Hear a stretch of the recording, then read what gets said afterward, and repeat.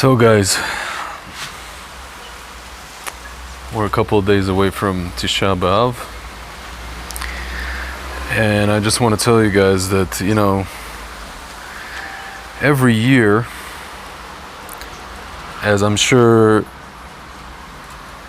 a lot of other people feel the same way, every year it's quite difficult, no matter where I am in the world, whether it's in the States or in Israel.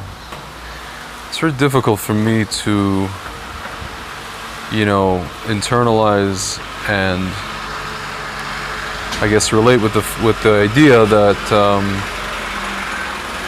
or feel sad about the idea that we don't have a Beit HaMikdash, we don't have a temple standing. And I'll tell you, every once in a while, right around this time of year, this week in particular, the 9 days, I see something, or I experience something, whether it's personal or national, with Klal Yisrael, with the Jewish people, that gets me in, I guess you could say, that spirit. It gets me into that mode. Because really, what is the lack of the Beit HaMikdash? The lack of Beit HaMikdash is just, that the Shechina, the presence of Hashem, is in exile. And when that's in exile, we are lost. The Jewish people are lost, humanity is lost. And so, yeah. And so this week I saw something, I guess you could say, in pop culture, that got me into that state very, very quickly. And honestly, I actually made a resolution not to talk about it, because it's one of those things where I automatically saw that it was going to lend itself to me really, judging human beings whom I actually don't want to judge them. I'm not actually despite what you guys see with my videos and all this kind of stuff, I'm not a judgmental person. I was just telling a friend of mine the other day, I'm very big on live and let live. So whenever I find myself seeing something or seeing someone, a group of people, and judging them, I'm not judging them personally. I'm calling out their actions and the damage that they cause, either to the world or to the Jewish people, or by extension the world. I'm not trying to be oh, look at these guys and for its own sake, and how horrible they are and how great I am, because I have what to work on, But every once in a while I see something where it's basically it's so damaging, and it's one of those things where you take one step forward and five steps back, right? At this point you guys probably wonder, Tzvi, what are you talking about? I'm talking about the newest show on Netflix, one of many shows that they have released, and I think it falls within the rubric of what Rabbi and I was talking about, this whole kind of Erev mentality, to where, they're showing, let's say, Israel. There's shows about Israel in a positive light, where it's kind of I guess, a secular Israeli society. Actually, there is one show they show, Shtisel, where it's sort of positive or sort of human light. But even then, you have secular people playing them, the characters, right? But then you have all these other shows. I think there was 5 or 6 that came out. Maybe 3 on Netflix alone, or 4.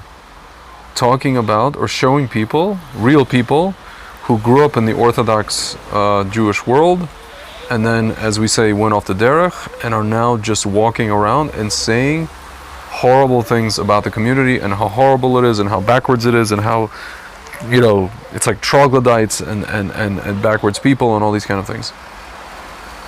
And it gets into a place where it's not only damaging for the Orthodox Jewish community, but it's damaging for the Jewish community at large. And not only that, it's one of those things where here we are as a nation, we're basically in tatters. We've lost the way of who we are. We're pretty much disappearing. 80% of us are not connected to tradition in any way, shape, or form, very minimally, and this doesn't help. This doesn't help. These things don't help because, again, there's the Jewish people, or there's Orthodox Jews, and then there's the Torah. So two different things. And I'm reminded of a kind of a joke that I think it was Rabbi Mordechai Becher, he said, oftentimes people will tell me, don't judge Judaism by the Jews, or don't judge Judaism by its practitioners. He goes, so who do you want me to judge it by? The Koreans? You know what I'm saying? So I wasn't going to talk about it, but then I saw a clip today, a few minutes ago, where it shows, I guess you can say the main character. Her name is Julia Haart. She is actually, I didn't know this, she was born, just one second, let me close the door fully. She was born in she's like me. She was born in the former Soviet Union, and her parents came to the United States when she was 3 years old. For some reason, I guess I get it, because a lot of people, this happened to a few people, where people got, I guess you could say, sucked in by the Orthodox Jewish community, and her parents moved immediately to Muncie, which is basically a neighborhood in upstate New York in Rockland County, where a lot of Orthodox Jews live, obviously. People of different, I guess you could say, now we're talking about, a certain disease, we're talking about variants. So people of different variants, or in the Orthodox Jewish world, who live in Muncie. Greater Muncie, what we call, because you have different neighborhoods, Wesley Hills, this, that, okay. So she grew up basically what we would call Beis Yaakov. Beis Yaakov is pretty much a system where the whole idea was to have modesty for girls. Girls have to dress a certain way, can't be showing like elbows, can't be showing knees. It's a very specific system of how girls dress. She grew up this way. I think from what I read in the story, in her 20s she got married. She was still Orthodox. She lived that life. And I think at some point, I think it was like her mid-20s or late 20s, she pretty much, she got divorced and she went essentially off the derech. And she became completely secular. She went completely off derech, completely secular, went a completely secular life. She eventually, long story short, she became the CEO of Elite Modeling Agency. She started her own shoe company. She's very successful, very, ostensibly wealthy. And it got to a point she married a non-Jew. I think her children, so she has 4 children or 3 children, all from the marriage from the Jewish man when she was Orthodox. So I'm watching a scene, she's talking to her son. I guess her son is, close with the dad, with his biological father. So her son is being sent to an Orthodox school. So she's talking to her son. She's telling her son basically that he shouldn't, so to speak, aspire to live what you would call what she calls it, fundamentalist, or you could say the Haredi lifestyle, or even the yeshivish, I guess, modern yeshivish lifestyle, right? Not modern Orthodox, but modern yeshivish, black hat. And she's telling him how it's, she loves him very much and she wants him to have a good life, and why does he need to go this path? And then it's interesting, she mentions how, so here's where it lends itself to kind of like what I call disingenuousness. She says, there are plenty of modern Orthodox Jews, why can't you do that? These are people who get an education, these are people who live like normal people, but they're not fundamentalists. They're not, whatever it is. And he's sitting there and he's looking at her he's 14 years old. So I guess, he got a certain ideology wherever he, whatever he's being taught. And he's looking at her and he's saying, listen, that's how you view things. That's for you. That's in your eyes. That's how you grew up. And that's your trauma. He didn't say those words, but that's essentially what he's saying. She's like, I want you to have a good life. And meanwhile, this woman is talking about a good life, right? Meanwhile, her daughter, the daughter, is completely disconnected from what you would call Jewish life. Her daughter walks around, and again, I'm just giving you guys the facts here. Walks around completely immodest, as if she's just completely in the, what I call the general, the secular world, hooking up with guys left and right. And so I'm thinking to myself, would this mother, supposedly good mother, consider that kind of behavior for a girl to be a good life, to be leading a good life? Forget about being Jewish, just stam, just in general, to be a good life, right? I'm asking a question, I'm just asking questions here. Not only that, what I don't really understand is, like, this woman is talking about how there's modern Orthodox Jews, yet she, because of her trauma, she decided to throw the baby out with the bathwater. Again, I'm not here to judge her personally. Like, we all have our journey, we all have our traumas. Maybe this is what she needed to do. But here she is talking about modern Orthodox Jews, but yet she herself could have gone that path. But she didn't. She just went from 60 to 0. Not 0 to 60, but from 60 to 0. She completely dropped it. She married a non-Jewish man. And then you watch this clip, and then you see all the comments in the comments section, and it's just, from non-Jews, or even some Jews, in the comment section of this Netflix, the clip that they posted. And it's just people who, of course, now have the wrong idea about Orthodox Jews, about Torah, about Jews in general. They're talking about this kid. Look at this kid. He's so disrespectful. He has to get smacked. Look at his smirk. I hope somebody wrote a comment like, oh, he's probably gonna, kids like him end up like killing Palestinians. All the like stuff that like transcends even religion. It goes into like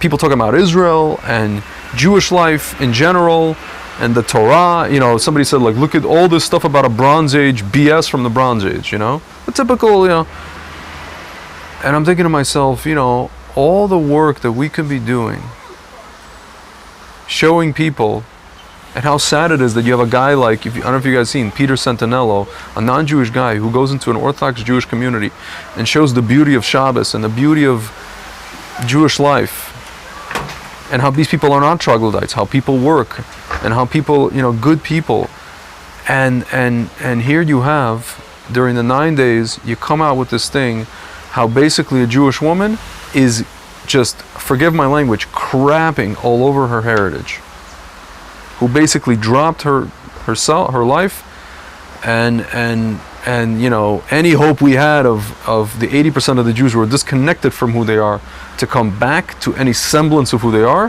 has been the stake has been like dug into the heart of this idea, of this hope that we had. Whatever hope we had is basically dead. I hope it's not dead, but it looks like it's done. It's gone. Yeah, my friends. And I'm looking at this scene and I'm thinking to myself, like, this woman's talking about telling her son, I want you to have a good life. A good life of what? Moral relativism? Immodesty? Guys, I'm not here to talk about throwing the baby out with the bathwater, to go to the other extreme. What I'm saying is, if you're going to talk to your son, this woman is telling her son, I'm 49 and you're 14. Okay, so talk to him about nuance. She could have sat him down and said, listen, okay, you don't have to live the life that I lived. I got my own stuff I'm dealing with. Fine. I get it. But here's another path. Here's maybe, I don't know, maybe go to Israel. Maybe there's Dati Leumi. Maybe there's Rav Kook. Maybe there's this. Maybe there's that. There's another way that encompasses the holistic picture, where you can live a life of modesty and morality and transcend moral relativism, but at the same time you work, where you can see gender roles, but you're not disrespecting women. There's a way. There is a way. There is a, if you will, there's a Tao in the Orthodox Jewish world. There's a Tao to follow. She could have told him that. You could say, well, what do you expect? That's all she knows. Whatever she knows is whatever she grew up with, and that's the only thing that she can, reference to. You could say that, but again, if she's talking about modern Orthodox people, which she knows about and she's seen and she's met, then I don't know. Is she a liar? Is she being disingenuous? Is she bringing her own traumas into, raising her child, into chinuch? Or maybe she's doing it for the ratings. I just don't know. But whatever she's talking about, the good life, if you look at what's going on with her daughter, good life, I'm sorry, lady. And again, guys, I just want to tell you, honestly, I wasn't going to talk about this, but I read the woman's profile on Wikipedia and I saw she was born in the former Soviet Union, and I was like, you know what? This is already, kind of now part of my quadrant of the Jewish world. And now I have to speak up. I have to tell this lady, and I'm sure she knows. I'm sure she knows about this. I don't know if she cares anymore. I think she's just so sucked into what's called, she's so Americanized, she's so already gone that she forgot, like many of, unfortunately, Russian Jews in America, that, people like us, when we were in the former Soviet Union, especially where she was born in Moscow, people like my friend Rabbi Katzin and other people like him, were arrested for learning Torah. The KGB called these things Zionistic activity. They were arrested for learning Hebrew. They were put in prison for learning Torah. And here's a woman who her parents brought her to America away from that stuff. Okay, they brought her to Muncie, they raised her how they raised her, she went through what she went through, Beis Yaakov, whatever it is, some trauma, misogyny, how men look at women. But listen, lady, at the end of the day, there are non-Jewish people in America and in the Western world who believe in something called gender roles. It doesn't mean they're misogynist. It doesn't mean that they don't want women to work or have careers and make something of themselves. But in family life, there are gender roles, yes. We have standards of morality. We have standards of modesty, yes. We try to, at least. We at least are in that mindset. And even when we slip up, we understand, okay, we're doing something, we slipped up. We have to work on that. But to say to your son, I want you, sweetie, I want you to have a good life. Define good life. Define normal. People talking about, we want to get back to normal after this COVID thing is over. Normal? What? I struggle to see that what we had in the Western world before this whole thing happened was normal. Hashem, this was, if anything, it might be in some ways a hesed from Hashem, like a gift from Hashem to wake us the hell up as a society. For Neo to wake up from the Matrix, Mr. Anderson, hello, and this lady is sitting around talking about, talking to her son about throwing the baby with the bathwater. This Jewish woman, she's still Jewish. She's a Jewish woman. And I can only assume she thinks that her daughter's living a good life. Wonderful. Fantastic.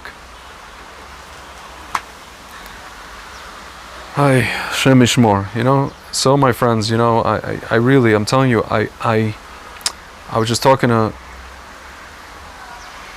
my cousin in the States, and I was telling him, I really am. There has been a lot of situations this week where I've held myself from going into the realm of sinat, what we call sinat hinam, baseless hatred. In this particular case, I don't think, you could even classify it as that. It's just, if anything, what we're seeing before our eyes with this show, with this program, can foment baseless hatred. Not only baseless hatred, but anti-Semitism. Like, big time. This is exactly what it's doing. But, on the bright side, my friends, I will just tell you, conversely, I saw a clip of my friend Rav Daniel Katz giving an interview. It's a short clip as part of a documentary that was just released, or it's going to be released at the San Francisco Jewish Film Festival. It's going to be screened, I think, online starting next week. It's called American Birthright. It's basically about people who did not grow up Orthodox, Jews, who grew up secular, or maybe Masorti, like myself, traditional, who went on a journey, I guess, of self-discovery and decided that they would live a Torah life in some way, shape, or form, and showing the journey of that, why people actually come to this, how people come to this, where it is that they land on, I guess you could say on the spectrum of that, and all the different nuances and realities and emes, truth of that story and that journey. But because I'll tell you guys, watching this thing, my sister just told me she just watched this whole, she just binged on it. She watched the whole series. I didn't see the series because I don't want to watch it because I don't want to make myself even more depressed about, I got enough for the 9 days, just watching that 1.5-minute clip, her talking to her son. A lot of it is just it's like made for TV, made for ratings, and a lot of distortion, a lot of misconception. And again, you could just read the comment section of this Netflix, the post on Netflix of the clip. Just, again, if we ever took one step forward, for every one step forward we take, we're taking 5 or 10 steps back. And that's actually the gullus, that's actually the exile. Where we're basically at this point in such a darkness. I hate to be gloomy. Listen, I'm an optimistic person. But we're in a point where I once heard from, there's a rabbi in Tzfat, his name is Abraham Lowenthal, he's an artist, and he said, I once heard him say, right before Mashiach, the Zohar explains, we're going to be in the generation of the double darkness. It's going to be so dark spiritually that we're not even going to know it's dark. Or as I like to say, we're like a blind man in a dark room. If you guys ever see the movie Stand and Deliver with the, Mexican-American math teacher, he goes, come on guys, you guys are like a blind man in a dark room looking for a black cat that isn't there. He won an Oscar for that performance. We're like a blind man in a dark room looking for a black cat that ain't there. We don't even know it's dark. But the good news is, guys, I'll end on a good note, on a positive note, before or after the darkness, or the darkness precedes the greatest light we've ever seen. We are coming up after this whole episode that we're going to go through, hopefully sooner than later. We're going to see the greatest light you've ever seen. If you guys have ever been to like any one of these, there's that Liberty Science Center in Jersey City. They have this, I remember, I don't know if they'll still have it, I haven't been there in years. There's a tunnel you can go into, like a little crawl tunnel, and it's completely pitch black. And then when you go there for like 2 or 3 minutes, and you come out, and you can't, it's too bright, you can't see because you were just in pitch black. That's basically what we're about to experience, B'ezrat Hashem. We have to get to a point of complete, again, not Has v'Shalom anymore, Shoah anymore, Holocausts anymore, of these massacres, any more of these things, but we're talking about spiritual darkness. And then slowly, this light, this very bright light, is going to start peeking through, and we are going to see it and experience it, and B'ezrat Hashem, very soon. Please God, sooner than later, because I can't take it anymore, and other people can't take it anymore. Just the lies. It's just the lies. But I think I mentioned to you guys before, and I said I'm going to continue to mention this. We're going to see more and more of the emet, the truth, come out in every sphere. And I think for the truth to come out, you need episodes like this, you need situations like this where we see this kind of stuff, to where there's going to be not a backlash, but something to counter it, to bring out the truth and the emes, where people are going to see, well, this is BS. They're going to, people even who are disconnected, who are not, have no dog in the fight, they're going to see, well, this can't be, this has to be hyperbole, this has to be over exaggerated. Let's look at what it is in reality. Not how it's depicted on Netflix, or it's some series, or it's some woman who is traumatized and laying her traumas out on national television, whatever it is. Let's explore and let's do research, I hope, and let's look at the reality of the situation, of how these people actually live, of what is actually the Torah. And that's basically it, guys. So B'ezrat Hashem, Tisha B'Av, it's Thursday evening now, coming up in Jerusalem. Tisha B'Av is Motzei Shabbat, and if you guys are not in the spirit, I hope I got you in the spirit. Alright guys, Shabbat Shalom, and I'll talk to you soon.